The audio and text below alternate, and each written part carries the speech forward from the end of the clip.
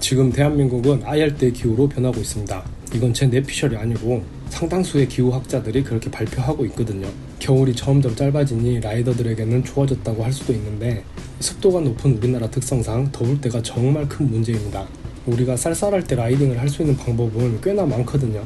보온우류도 있고 열선 장비도 있고 토시 같은 것도 있고. 근데 이게 더울 때는 진짜 이게 환장을 노릇이거든요. 이게 마냥 가볍게 입기에는 안전이 또 취약해지고, 그런다고 이것저것 다 챙겨 입기에는 또 너무 더워서 이게 일이 안 봐집니다. 특히 어드벤처 라이딩에서는 뭔가 이게 상황이 발생하면은 급격히 운동량이 많아지거든요. 호흡이 가파지거나 체열이 상승하거나 만약에 더운 날씨에 이런 상황을 맞이한다 그러면은 이게 라이딩 기어 선택하기가 상당히 어렵습니다. 이렇게 꽤나 라이딩 기어 선택하기 까다로운 환경에서 정말 좋은 능력을 보여준 어드벤처 수트가 최근에 출시해가지고 여러분들에게 소개를 해보려고 합니다. 어드벤처계의 명가 클라임에서 출시한 바하 S4라는 수트입니다. 이쪽 계통을 좀 아시는 분들에게는 이게 새로 나왔다고? 그거 원래 있던 건데? 이렇게 생각하는 분들이 분명히 계실 거예요. 이게 기존에 바하 S4가 있었는데 이번에 완전히 바뀌어가지고 새롭게 출시를 했어요. 이게 기존의 바하 유저들이 하나같이 했던 이야기가 우리나라 환경에서 그 고어텍스 어드벤처 수트보다 사용 빈도가 훨씬 높다, 이런 의견이 압도적이었어요. 지불하는 금액을 고려했을 때 고어텍스 수트를 정말 쾌적하게 잘 쓸 수 있는 시기가 우리나라에서 점점 짧아지고 있거든요. 이게 예를 들어서 캠핑을 좋아하시는 분들에게 극동계형 구스다운 침낭 이런 거 충전재 좋은 거 쓰면은 한 200만원 그냥 넘어가거든요. 근데 이제 그 정도 침낭이 정말 필요한 날씨가 우리나라에서 며칠 안 될 뿐더러 그 며칠에 캠핑을 하고 있을 확률이 또 이게 얼마나 되느냐 이거죠. 근데 봄 가을 침낭 적당한 거 사놓으면은 금액은 극동계 반도 안 되고 훨씬 넓은 계절에 많이 사용할 수 있다는 거거든요. 이게 현재 이 바하 S4가 어드벤처 수트 안에서 정확히 그런 포지션입니다.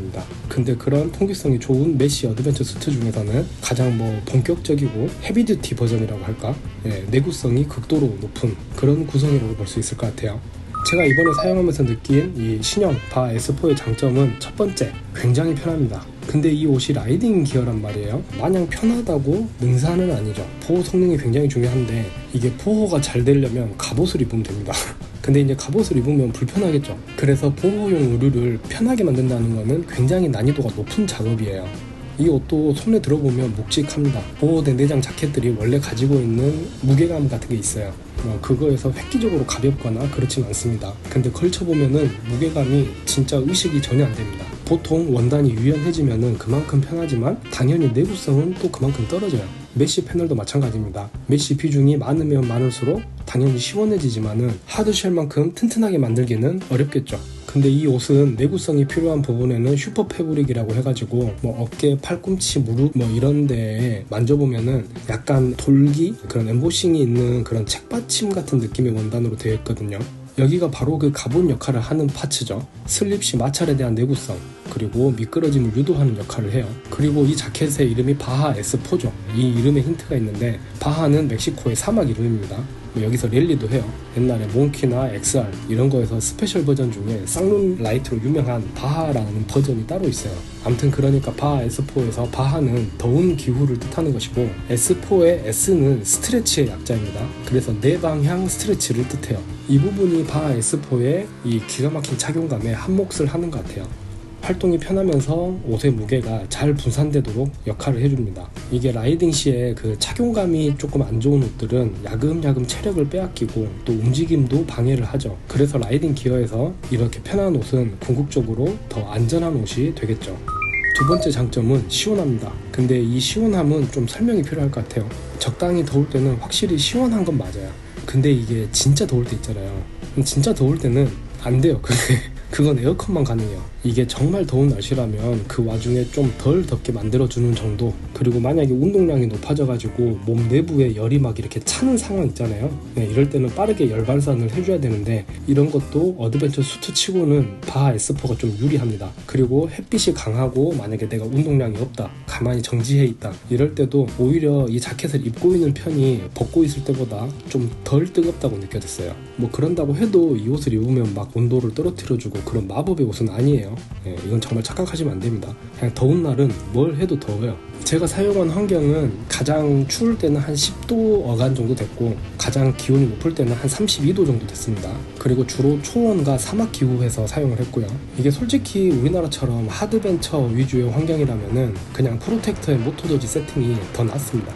그리고 사실 그렇게 입고 어드벤처 라이딩 하시는 분들은 어드벤처 헬멧도 무겁고 덥다고 안 써요. 보통 엔두로 헬멧에 곡을 많이 쓰거든요. 이게 심한 경우에는 그 다운힐 그 자전거용 헬멧 쓰는 사람들도 많이 봤어요. 근데 이런 분들이 수트를 입겠어요? 우리나라에서 뭐 공도 빼고 뭐 임도나 싱글길로만 해가지고 하루에 200km, 300km 타는 거는 굉장히 힘든 일이에요. 쉽게 말해서 우리나라 어드벤처는 마라톤보다는 스프린트나 장애물 달리기에 가까운 환경이라는 뜻입니다. 물론 개인차는 있겠지만 뭐 이벤트 코스 한두 개 끼고 오프로드만 카운트했을 때 입에서 단내가 나게 타도 하루에 200km 타기가 힘듭니다. 이런 환경에서는 확실히 수트보다는 저지의 프로텍터 세팅이 더 낫다는 말이에요. 근데 몽골 같은 곳은 아주 초보자만 아니라면은 오프로드만 타서 하루에 200km, 300km 그냥 가거든요. 이럴 때는 저지의 프로텍터 세팅보다 어드벤처 수트 세팅이 확실히 더 좋습니다. 만약에 우리나라에서 사용한다, 공도 장거리 투어다, 그러면 생각할 필요도 없이 이 바하 S4 수트가 모토저지 세팅보다 훨 좋습니다. 편의성이나 피로도에서 아예 상대가 안 돼요. 만약에 요즘 같은 날씨고 온로드에 임도가 약간씩 섞여있는 투어다, 만약에 저라면 모토저지의 프로텍터 세팅보다는 바하 S4를 선택할 것 같습니다. 확실히 이게 이전 버전보다 메쉬 패널의 비중이 커졌거든요. 이게 공기가 지나가는 통로가 느껴질 정도로 확실한 환기 효과가 있었습니다. 근데 그것도 당연히 주행풍이 있어야 시원하겠죠. 그리고 확실한 환기 효과를 보고 싶다면 백팩은 안 매는 게 좋습니다. 이게 백팩을 매면은 공기의 흐름을 좀 방해하더라고요. 그리고 장점 세 번째, 이게 기장을 선택할 수가 있어요. 어떻게 보면 당연한 건데 또 이 당연한 게 안 되는 브랜드들도 많아요. 사실 이런 제품들이 수선이 굉장히 어렵거든요. 근데 이제 사람들의 체형은 다양한데 허리로만 사이즈를 선택할 수 있다, 기장을 선택할 수 없다, 이러면은 이거를 선택하기 좀 힘들죠. 그냥 핏이 맞고 안 맞고 그런 문제가 아니고 그 보호대가 적재적소에 딱 맞는 그 적절한 위치에 배치가 돼야 되는데 기장이 안 맞으면은 그 보호대 위치까지 다 틀어지거든요. 그래서 안전을 위해서라도 꼭 기장 선택이 저는 필요하다고 봅니다. 그럼 바하 S4의 단점은 뭐가 있을까? 실제 제품을 보면은 당연히 수긍이 가긴 하는데 가격표만 놓고 보면은 상당히 높은 편이긴 해요. 이 부분은 그 소비에 대한 가치관이 전부 다 개인차가 있으니까 내가 어드벤처 장르의 바이크를 탄다, 그리고 나는 더울 때도 바이크를 탈 것이다, 특히 장거리를 많이 탄다, 이런 조건에서 최고의 퍼포먼스를 경험해보고 싶다, 이런 분들에게는 바하 S4를 추천할 수 있을 것 같고, 나는 가성비가 중요하다 그러면은 이제 다른 브랜드의 메쉬 제품으로 눈을 돌려보시는 게 좋을 것 같습니다. 그리고 두 번째 단점은 그 자켓의 전면부에 포켓이 조금 헷갈려요. 저는 라이딩 중에 이런 작은 물건을 보관할 때 1순위가 지퍼가 달린 포켓을 선호하거든요. 일반 포켓은 분실의 위험이 너무 큽니다. 근데 이 바하 S4 자켓의 포켓이 그 지퍼 포켓이랑 일반 포켓 이게 이중으로 되어 있는데 입구가 똑같이 사선으로 같은 각도로 바로 옆에 붙어 있어요. 그래가지고 내가 지퍼를 열고 소지품을 넣은 줄 알았는데 정작 소지품은 일반 포켓에 넣은 거죠. 또 지퍼는 야무지게 닫았어. 그랬는데 제가 한번 넘어졌다가 일어났는데 주머니에 있던 물건이 사라졌어요. 나중에 도착해서 알았어요. 이게 조금 헷갈리더라고요. 이거는 꼭 인지를 하고 계셨다가 저처럼 헷갈려가지고 물건을 잊어먹는 경우가 없으셨으면 좋겠습니다. 이건 좀 사용자가 주의를 해야 될 것 같아요. 사실 이거 말고는 단점을 못 찾겠어요. 제품의 퀄리티나 이걸 퍼포먼스를 제가 한 1000km 정도 경험을 해봤을 때 그래도 꽤나 터프한 환경에서 경험해봤다고 생각하거든요. 근데 이거는 정말 잘 만들었다 하고 수긍이 가더라고요. 오늘 영상이 이 정도 계절에 온로드 투어든 아니면 어드벤처 투어든 이런 용도로 라이딩 기어를 고민하시는 분들에게 좀 도움이 되는 영상이 되면 좋을 것 같고요. 그리고 오늘 영상이 즐겁고 또 유익하셨으면 또 좋을 것 같습니다. 여기까지 보셨으면 구독 해주시면 좋겠죠. 이제 저희 더스티노와 함께 해주십시오. 오늘 영상도 시청해주셔서 감사합니다. 지금까지 바하 S4에 대해서 열심히 사용 후기를 설명했던 더스티노의 박쌤이었습니다. 그럼 다음 영상에서 뵙도록 하겠습니다. 부릉부릉.